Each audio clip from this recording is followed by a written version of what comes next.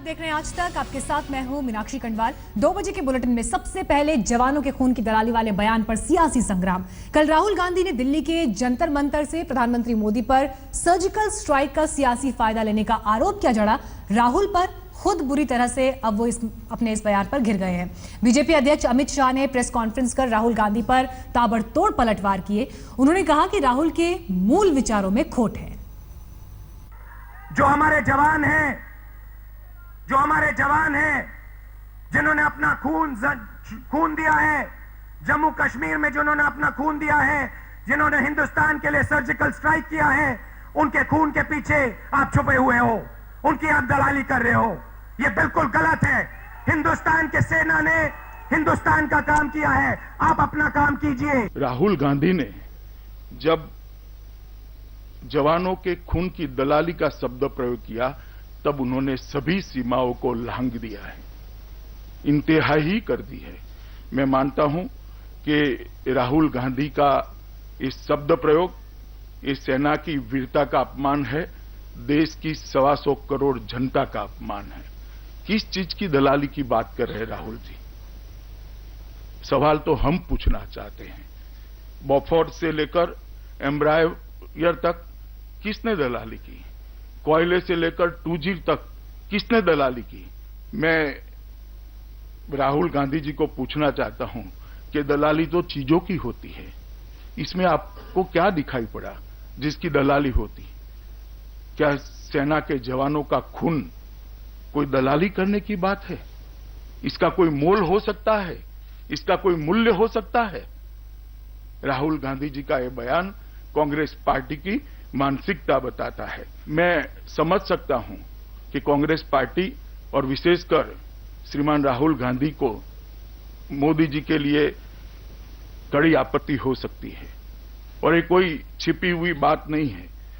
कभी मौत के सौदागर, कभी जहर की खेती, कभी खून की दलाली, ये सारे शब्द प्रयोग करने से आप वास्तविकता को नकार नहीं सकते। मौत के सौदागर कहने के बाद गुजरात में 2/3 बहुमत से भाजपा जीती थी। जहर की खेती करने के बाद पूर्ण बहुमत से भाजपा की सरकार बनी थी, और अब जब आप खून की दलाली का शब्द प्रयोग कर रहे हो, मुझे मालूम नहीं है इसके पीछे आपका मकसद क्या है। अमित शाह यही नहीं रुके। उन्होंने सर्जिकल स्ट्राइक का सबूत मांगने वाले दिल्ली के मुख्यमंत्री केजरीवाल को भी देशभक्ति का पाठ पढ़ा दिया। पाकिस्तान अंतर्राष्ट्रीय स्तर पे भारत की साख खराब करने में लगा हुआ है। मेरी प्रधानमंत्री जी से अपील है कि जैसे प्रधानमंत्री जी ने और सेना ने और सबने मिलके जमीन के ऊपर पाकिस्तान को मजा चखाया है, ऐसे ही ये जो पाकिस्तान को झूठा प्रोपेगेंडा कर रहा है, इसको भी बेनकाब करें। ये जो पाकिस्तान अंतर्राष्ट्रीय स्तर के ऊपर भारत को झूठा बदनाम करने की कोशिश कर रहा है, इसको भी बेनकाब करें। देश की सेना ने जो वीरतापूर्ण काम किया है, उसको आप शंका के दायरे में ला रहे हैं। जो अपने जान को हथेली में लेकर अपने देश की रक्षा के लिए, आतंकवाद के खिलाफ लड़ने के लिए मैदान में उतरे, उनको शंका के दायरे में ला रहे हैं। मैं मानता हूं कि ये बहुत निंदनीय प्रयास है और सभी पॉलिटिकल पार्टियों ने इससे दूर रहना चाहिए। इसकी शुरुआत आप पार्टी के नेता श्री अरविंद केजरीवाल ने की। उन्होंने सबसे पहले सवाल उठाया कि इसके सबूत देना चाहिए। पाकिस्तान अंतर्राष्ट्रीय पत्रकारों को लेके बॉर्डर पे जा रहे हैं और ये दिखाने की कोशिश कर रहे हैं कि देखो सर्जिकल स्ट्राइक्स तो हुए ही नहीं थे। 2 दिन पहले यूनाइटेड नेशंस ने बयान दिया है कि इस तरह की बॉर्डर के ऊपर कोई हरकत नहीं देखी गई।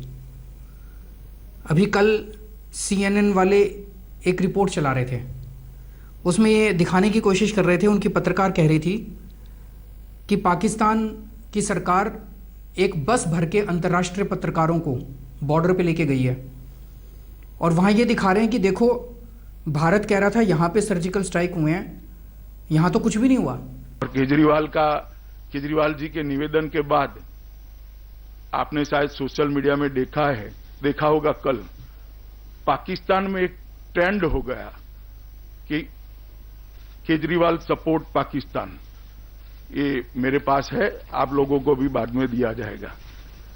तो उससे ही मालूम पड़ता है कि इनके प्रयास किसका फायदा करा।